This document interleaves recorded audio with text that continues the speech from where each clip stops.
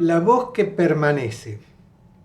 Estimados amigos de las cosas bien hechas, si el domingo aparecían la puerta y la voz como principios de acceso y orientación del tránsito por la vida, y ayer se hacía visible la cosecha como potencial abundante, pero desordenado, el Evangelio de hoy introduce un elemento clave para que esa dinámica no se disuelva: la permanencia de la voz como criterio estable. Mis ovejas escuchan mi voz, yo las conozco y ellas me siguen. La secuencia es la misma que se planteaba el domingo: escuchar y seguir, pero aquí se profundiza. No toda voz que se emite es efectivamente escuchada, ni toda escucha se traduce en seguimiento.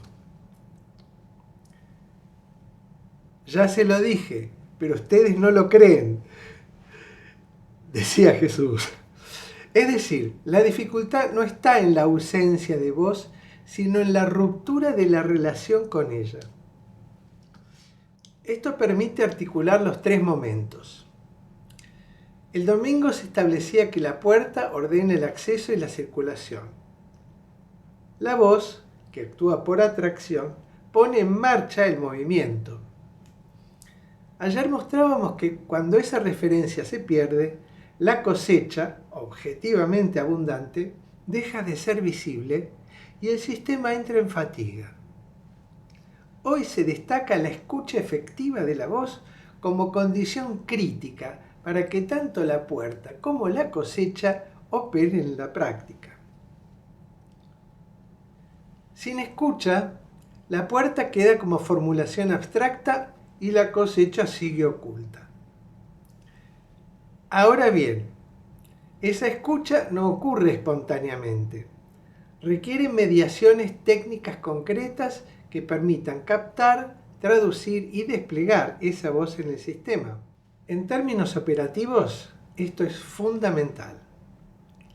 La voz de Lokiak-sama no se incorpora al proceso por buena voluntad, sino a través de dispositivos específicos que son formas técnicas de escuchar. El QFD, Quality Function Deployment, despliegue de las funciones de calidad, permite traducir la voz del cliente en características de diseño y proceso. El modelo Kano distingue qué atributos generan satisfacción, cuáles son esperados y cuáles producen diferenciación. El análisis PQ, producto-cantidad, ordena el flujo en función de la demanda real. El just-in-time ajusta el ritmo de la producción a esa demanda, evitando la sobreproducción, los faltantes y la desalineación. Las 5 S aseguran que el entorno de trabajo haga visible esa lógica y la sostenga en el tiempo. Ahora bien, esta referencia a la voz del cliente requiere una precisión adicional para no reducir su alcance. La voz del otro no aparece aislada ni autosuficiente. En la medida en que el sistema de servicio está correctamente configurado, esa voz se inscribe en una cadena de mediaciones que la conecta con un criterio que la excede y la funda. Por eso, la escucha no se limita al cliente final. Incluye a cada cliente interno de la cadena de valor. Cada puesto de trabajo responde a un otro inmediato y esa secuencia, cuando está bien ordenada, permite que la voz circule, se traduzca y llegue a destino. Cuando esa cadena de escucha se interrumpe, la respuesta no ocurre. Cuando se sostiene, empieza a configurarse una coherencia que no es solo operativa, sino también humana. Así, el servicio deja de ser una función aislada y pasa a ser participación en un proceso más amplio de generación de valor. En ese punto, la lógica del tránsito de la fuente al destino, deja de ser una abstracción y se vuelve experiencia concreta. La voz que orienta el sistema no compite con esa referencia última, sino que en la medida en que es correctamente escuchada y seguida, permite reconocerla en la práctica. Aquí conviene recordar que la voz no equivale a información. La información describe, pero la voz orienta. La información puede acumularse sin generar dirección.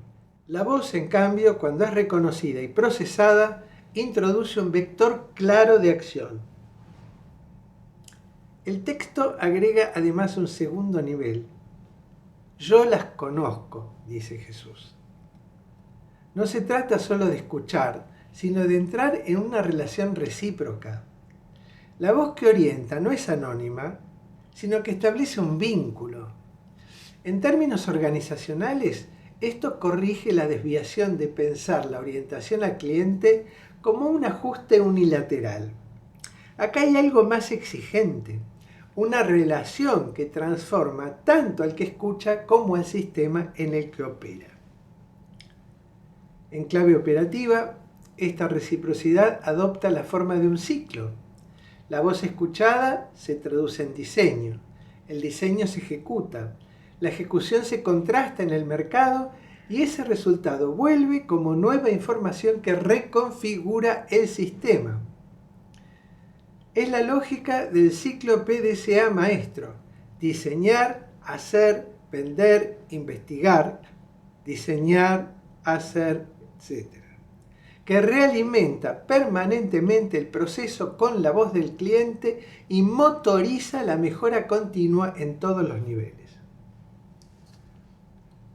De esa doble condición, escucha y relación, surge el tercer momento. Ellas me siguen. Es decir, ejecución alineada.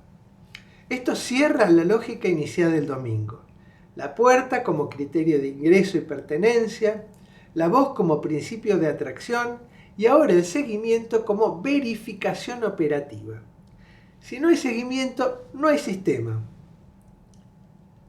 Ayer señalábamos que el problema no es la falta de recursos, sino la pérdida de orientación. Hoy podemos precisar aún más. Esa pérdida de orientación es, en el fondo, una falla en la organización de la escucha.